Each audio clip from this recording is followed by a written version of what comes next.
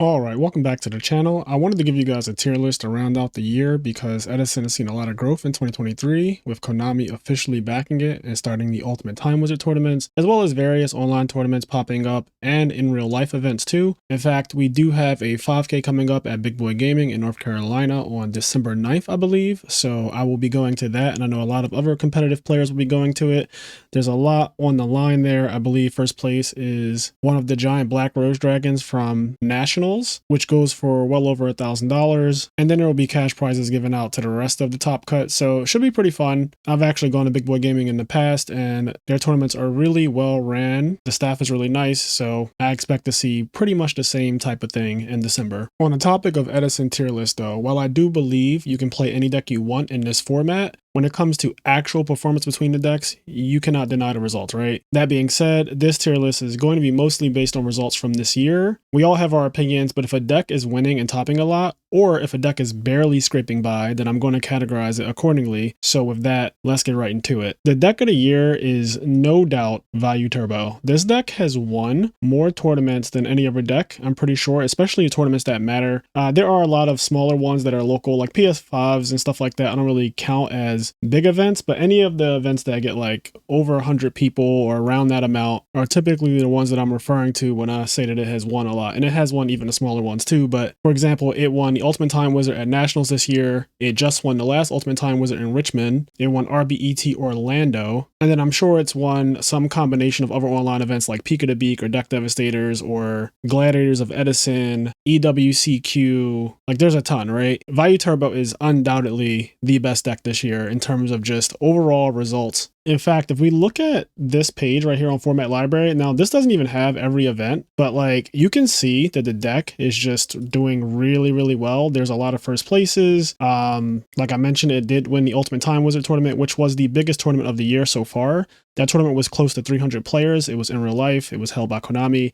So I feel like this is one of the most legitimate looks at the actual format. But yeah, Value Turbo has just been doing the absolute most in 2023. I'm still in 2023. We're on page 4, and it just keeps going until eventually you get here. But yeah, the deck has a lot of results. So I definitely feel like it would be ridiculous to not have it as overall, this is the deck of the year. I think right there next to it is Black Wings. This is an opinion I've had since I started playing Edison format basically, but Black Wings is that deck. Like it is really, really good. It also has a lot of good results. So again, if we go back to Format Library and you just look at it, Black Wings has strong placings all throughout the year. It's one of those decks that you can just expect to see it in any top cut.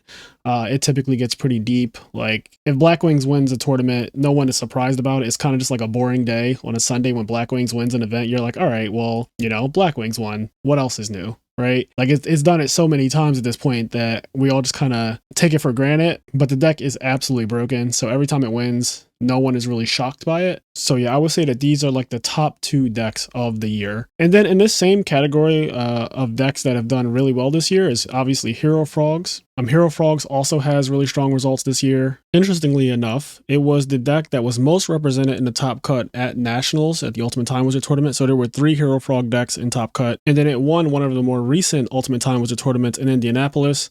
Oscar Zelaya, who I featured on the channel. Check that video out if you haven't seen it. But he won with Hero Frogs. And then you can just look through Format Library and see that the deck has performed really, really well. Basically since the beginning of the year, it's been doing phenomenal. So Hero Frogs is definitely just one of the best decks in the format. I don't think anyone could deny that at this point. If they are, they're just kind of being delusional about it. But the results do not lie. It has a lot of tops, and now it has several wins under its belt, which not many decks can say that they have several wins under their belt now. And we're talking about, you know, some of the highest of the high tournaments. And then last but not least in this tier, at least for right now, I'm going to put Diva Hero Beat.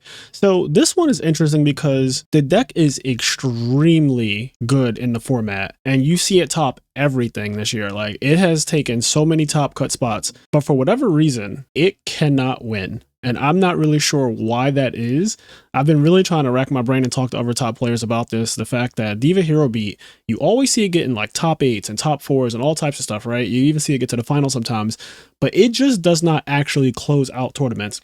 And I don't think that's any fault of the deck, to be honest, because I feel like once a deck makes it in a top cut, anything could really win from that point. Like, you're playing against the other players who are most likely good and definitely lucky. So it's like, are the hero beat players getting the top cut, and then is their luck just running out? Like, I'm not really sure. But when I look over here, and some of these do not, like, don't look at the first place from the BCS or the PBR. These are much smaller events that aren't meant to be taken as like super serious. Like the Beast Mode Circuit Series tournaments, I love them, but they're single elimination, and they're just kind of a casual thing that Beast Mode throws, just like how I do my online locals. But in terms of the bigger tournaments like Deck Devastators and Peak of the Beak and RBETs and stuff like that, the deck gets second, it gets third, it gets fourth, it gets top 8, top 16, but in terms of just winning, like it really doesn't win. Like, I'm looking at every single result here, and I don't see it having a single win that's not a Beast Mode Circuit Series, basically. The reality is the deck has way too many high placings for me to put it anywhere below S+.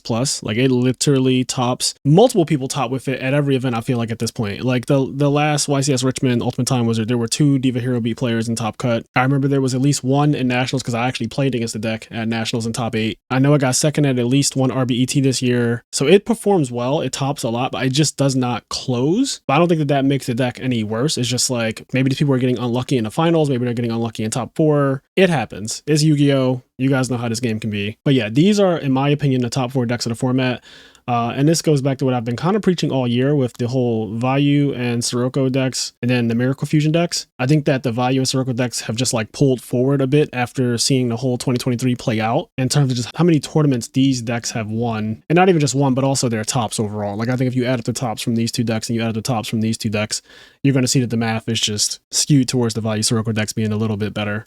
For S tier, we definitely have Diva Hero. This deck came back in 2023. It was kind of dead at the end of 2022, but it had a really strong showing this year. Lots of tournaments have been won with this deck, and a lot of close to winning tournament results have come from Diva Hero as well. So it was kind of slept on, and then a True Hero resurrected it. And then we see a lot of other players having success with Diva Hero, their own variants of the deck that play like Snowman Eater and Deep Prisons and stuff. It's really solid. And the only thing holding this deck back is that it's bad hands are really bad. When it doesn't get to play, it feels really awful, like the Spine Gilman hands, the hands with no water but Miracle Fusions, and vice versa. But when this deck draws correctly, it is one of the most scary decks in the format. Like, any hand that sets up like a Stardust and Traps or Future Fusion and whatever, those hands are incredibly powerful. Another deck that I think has seen a lot of success this year is Dragon Turbo. So this deck actually was able to win a tournament finally, which is really good because this is the ultimate casino deck. It's very strong, and I've grown to respect it a lot more since it won, and I looked at like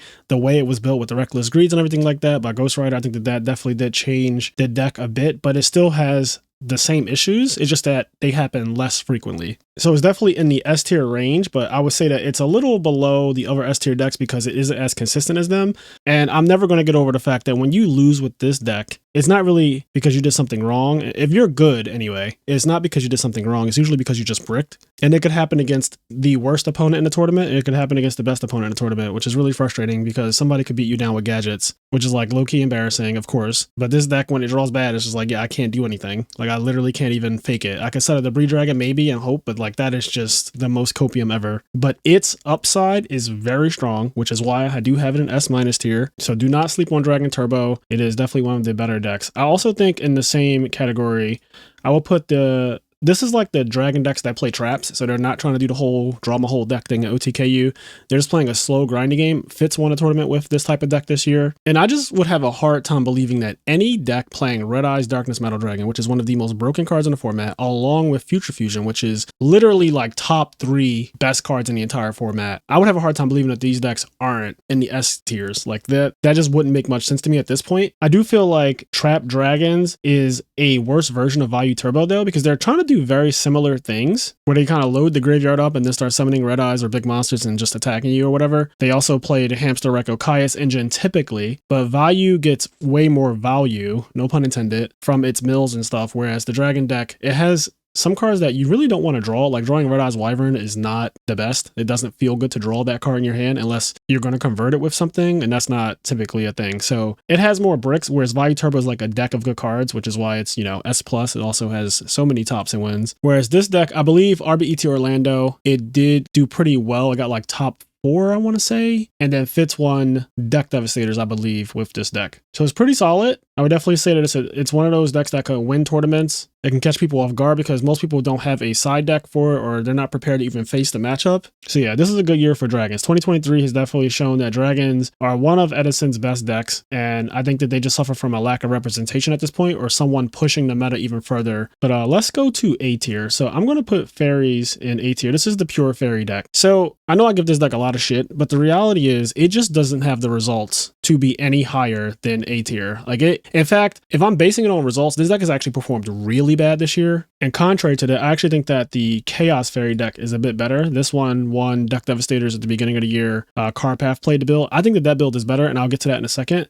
But Pure Fairies, outside of last year, I don't think it has many results in 2023. In fact, let's actually look at it. So the last time it did anything was Cold Madness at EWCQ 03. And if you look before that, these Beast Mode tournaments, like I said, they don't count as competitive events in the sense of like, you know, these are single elimination, and these are something that we just do on a Friday. So these don't really count in terms of what I'm speaking about. But like, if you look at the whole year, this is it. Like, this is all it's done in 2023. And that is not good because most of these are Lightsworn Fairies, which is actually Christiasworn. Like, all of these are Christiasworn. These are not fairy decks. And then the Chaos Fairy deck, like I said, I think that this deck is just straight up better, but no one plays it. And I find it to be so strange because I genuinely think that is just a better deck than Pure Fairies. Pure Fairy suffers from way too many normal summons, the side deck Deck Devastation virus that the best decks actually play. In fact, I'm looking at the top decks right now that I have so far. I haven't even gone through half the tier list yet, and a lot of these decks actually just side Deck Devi. Like if you're looking at Diva Hero, Value Turbo, Black Wings, they all side Deck Devastation virus, and it just blows this deck out. And then when this deck loses tempo, it just can be really bad. Like I get it, Christia is 100% one of the best cards in the format. No doubt, no question, no one would ever deny that. But this deck's method of getting to Christia is so slow, and it just feels very outdated for where Yu-Gi-Oh is in 2023. And the results speak for themselves. Like I said, this tier list is mostly based on what has actually happened.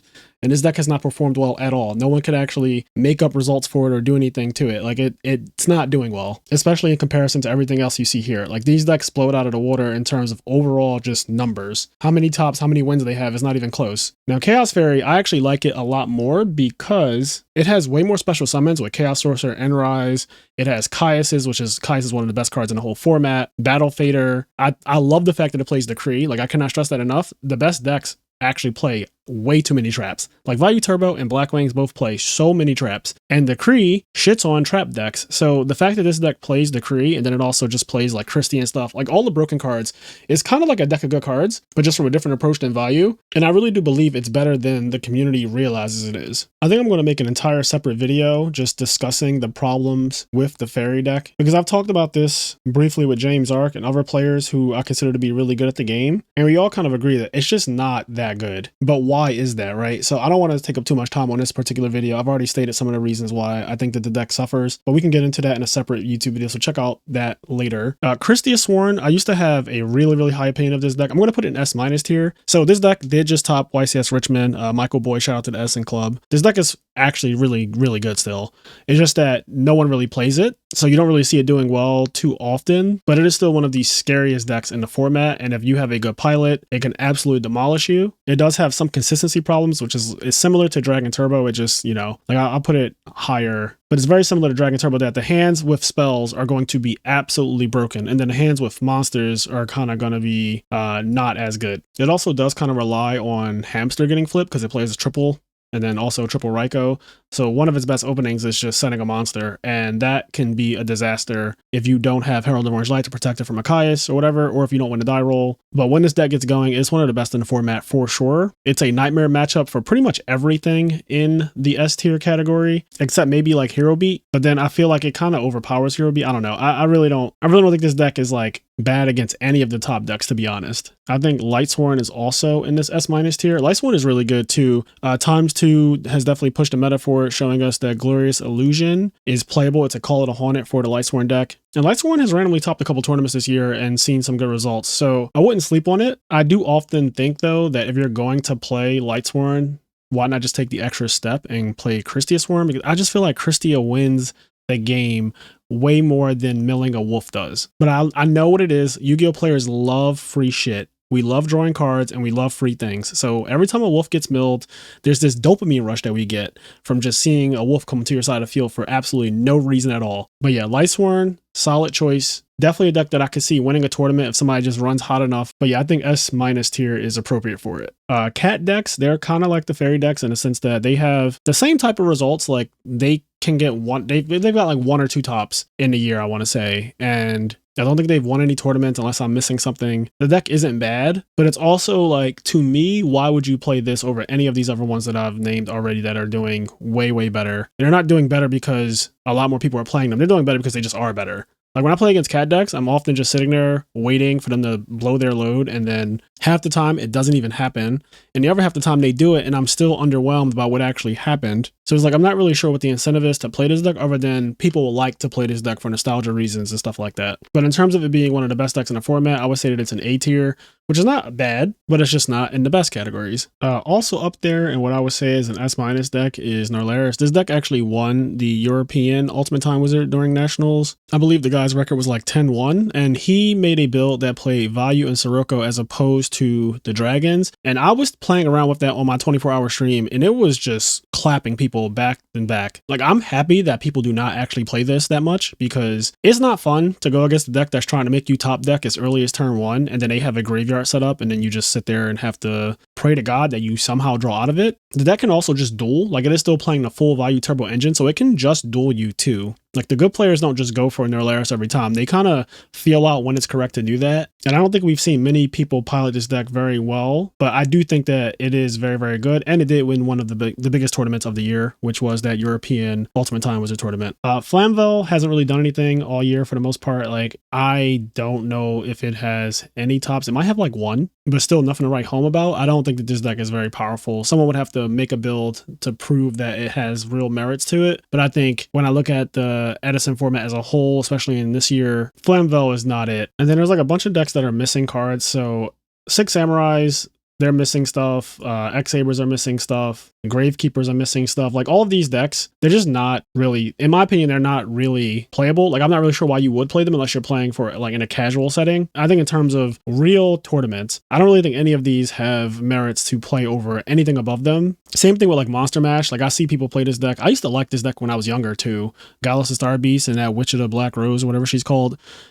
This deck seems really fun, but it's just underwhelming. Like, all of these decks feel like they're missing a card or cards to make them better. We know what some of them are. Like, we know that X-Sabers is missing Dark Soul and Boggart Knight and all that stuff. Gravekeepers is missing Pot of Duality, Warning, and Recruiter, but like 2 of those cards the whole format would be using. Like, Duality and Warning are not exclusive to Gravekeepers. So yeah, all of these are kind of underwhelming. I want to say any kind of like Ancient Gear deck is in the same category, and probably Chain Burn too. Like, these are just kind of the underwhelming decks that they don't quite have enough to be tournament viable unless, again, you're playing in like a more casual setting. Like, if you're playing at locals or you're going to like, I don't know, maybe a PS5 tournament or something like that, like, sure, you can maybe bring these decks, but I think once you start getting to like the RBET level, the Ultimate Time Wizard level and stuff like that, where people are serious, they're trying to win real prizes, it's not giving play Chain Burn, play Gravekeepers, play Six Samurais, personally. Gadgets I actually think are A tier though. This deck popped out this year with a couple tops, and no one plays Gadgets for sure, but the guy Enzo, who actually topped the actual SJC Edison in 2010, he topped, I want to say like twice this year with Gadgets, almost the same list, like very similar list. I covered it on the channel. But yeah, I think Gadgets could actually get there in terms of topping more events and stuff like that. I just think that people look at the deck and immediately think Cyber Dragon, and they don't want to play it because Cyber Dragon is in a lot of side decks. But at the same time, Cyber Dragon is also kind of fallen out of a lot of side decks too. So I don't know, it might be the right time to just try the Gadgets up again. Machina Control, which is blatantly like the better version of a gadget deck. This deck is another one that's very similar to how I feel about the dragon deck with traps. So it plays the Hamster Raiko Caius engine, and it plays like Pot of Avarice and stuff too. So its payoff is like mill my cards and then bring back Fortress by using Machina Force as a solo card to bring it back, and then also Pot of Avarice to get its pluses and stuff. The Trap Dragon deck is milling its cards and then bringing back Red Eyes on the end phase, and then Red Eyes can just OTK. It can also just OTK you randomly, and it gets to play one of the best cards in the format, which is Future Fusion. And then Vayu Turbo is milling its cards, but also just playing all of the best cards in the format. Like, literally, this is just good card dot deck. And now people are playing like Chaos Sorcerer and Return, which are 2 more bombs. Also, this is the one that can play completely from the graveyard. Like literally when this deck mills, it doesn't need extra components. It's just like, all right, well, I milled my Value and Sirocco, so, or I milled one of them and then my Armageddonite normal summon does the rest for me. And it all combos well into itself. Like you don't need to draw a Pot of Avarice to get your pluses with this deck. And the games can play out so differently that it's hard to counter a lot of the time. Like when people are siding against Value Turbo, it's very difficult. Whereas I feel like siding against, Machine of Control, obviously you put in Cyber Dragon if you have it. But yeah, it's a little bit harder to actually side against Value as compared to some of the other Hamster Echo Kaius decks. But these are still like all very good. I just think that to varying degrees. Quick Draw. This year has not been a good year for Quick Draw. I know in 2022, a lot of people were trying it with Volcanic Shells, and that was just never, ever at any time the correct thing to do. Like Quick Draw, there's potential that there is a version of a Quick Draw deck someday that somebody will figure out that is playable, like competitively really viable and maybe able to do something. But right now, where the meta is for this deck, it's just not there. In fact, I'm pretty sure Edison Format's Discord server took it out of the competitive section and put it into like the casual section. It just doesn't have the results to stay around in competitive. Like it's up there with Value Turbo, Diva Hero B, Hero Frogs, Black Wings, Christia Sworn, Light Sworn. Like it's not on that level. It doesn't have anywhere near the results to prove that it's up there. So it's like, yeah, this deck for me is definitely in B tier. I think Amaryllis is a solid A tier. This deck has a really good matchup against all the Monarch type decks and stuff like that. It can also just high roll you too. Like some of the hands are so ignorant. Like any hand with Lone Fire Blossom is cracked. And then if they have trade in with Amaryllis, that just gets out of hand too. So this deck can destroy you. But I do find it to be one of the matchups when I'm playing Frogs. I do not want to play against this because it plays multiple Titanials and she's a problem by herself. The Gemini deck, I feel the same way. Like it's a deck that can destroy you and high roll you really easily out of the game. If they go first and they set 4 back row, they have Ultimate Offering or Reinforced Truth or any of these other combinations of crazy cards, they just win. Like they don't need to really do much. They just kind of win because you don't have a way to stop the Gemini Soldier from doing its thing, or you don't have a way to stop Lone Fire and Supervise and all that stuff. So this deck is really scary. I didn't respect it until I played against it in Moreno Valley, but I think this is a deck that I'm still waiting for the full potential to be reached. Like I don't know who's going to be the person to do it, but I feel like this deck is going to take off at some point and everyone is going to have to acknowledge it the way I feel about it. But I think putting it at the bottom of A tier is like a solid place for it to be. I think Fish is also up there in A tier. So Fish I think is really good because it plays the same engine as Frogs. So it's playing like Substitute, Swap Frog, Treeborn Frog, all that stuff. Dupe Frog, it does the dupe block. So it has a lot of the strengths of like any other Frog deck. But then the only problem that it really has is it plays a lot of bricky cards. Like Maria Greed can be a brick at any point. And then the fish monsters, you don't really want to draw them most of the time, which is why you play Maria Greed to begin with. But when it does its thing, it is very, very strong. Like it can OTK you if you don't know how to play against it and you put a monster in attack mode. You can just die to Colossal Armory Arm, or just Colossal Armory Arm. It can also overwhelm you with just a field of Synchros, and Coelacanth is huge, or Coelacanth, however you say it.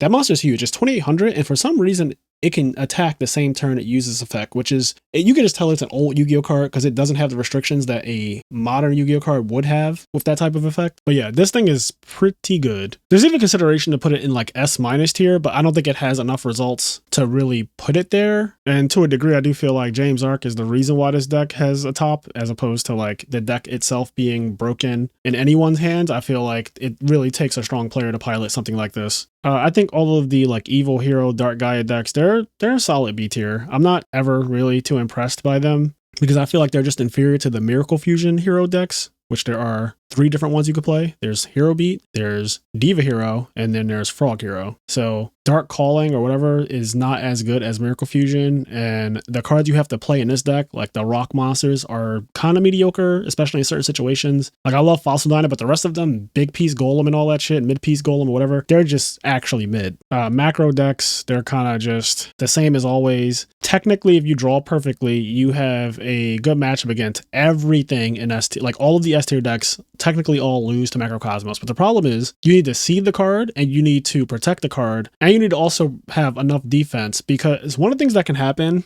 and me and James were just talking about this recently, is like his opponent opened up D Fisher and Macrocosmos, and so he just MST'd the one face down Speller Trap and summon like a Ryza or a Caius or something, and it never left the field. Like he just said, fuck the floodgates. I'm just going to deal with your actual defense, and the deck can't really deal with big monsters. So that's like one of the problems that it can have. Also, people just drawing their heavy storms, their MSTs, their dust tornadoes, whatever their side decade is, that hurts it a lot too. So yeah, macro decks, D-Fisher decks, in theory, they're very good, but in actuality, like they don't typically do well at big tournaments. Like any tournament over 100 people, I haven't seen these decks top yet. Zombies, solid S tier deck. I think the zombies this year, the biggest development was the Instant Fusion deck that recently came out. And while I do think that deck is cute, it is still the same as like all the other zombie decks. Like they're very good, but they don't have the results. And also, I feel like zombies typically have to work a bit harder for their wins than the best decks do. And don't get me wrong, putting it in S tier, like that is still very high, obviously, right? Like that is the second best tier that you could be in.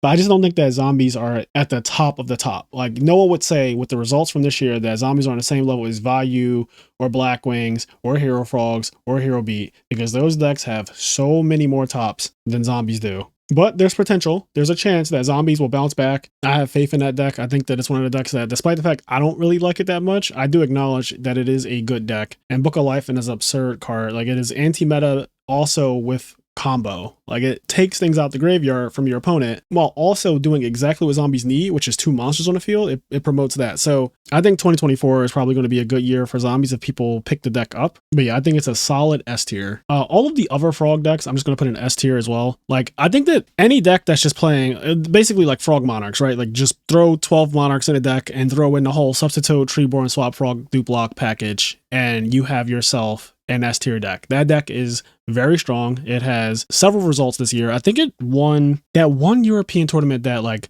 Joshua Schmidt ran or throw. It won that tournament, and then it's topped several other tournaments throughout the year. It topped something very recently too online. But yeah, straight up Frog Monarchs is strong. And then the other frog decks like Ronix Mausoleum Frog deck with Black Guard and stuff, that deck also, he's topped with that deck now a couple times. But yeah, in general, frog decks are just really powerful because the engine is so powerful. And the ones that I'm talking about in this particular category, they don't play as many bricks as maybe some of the weird decks that people can build with the frog engine. And then last but not least, Glad Beast. So I'm not really sure how I feel, but this deck doesn't really have results this year, to be honest. It really fell off in 2023, and that could be because of Diva Hero Beat's rise, because I feel like Hero Beat is one of its worst matchups, and then Black Wings is also a bad matchup. I even think that Hero Frogs does a pretty good job against Glad Beast because Miracle Fusion being an extender is not what they want. They want to stop your one play with Chariot, and then they want you to end your turn.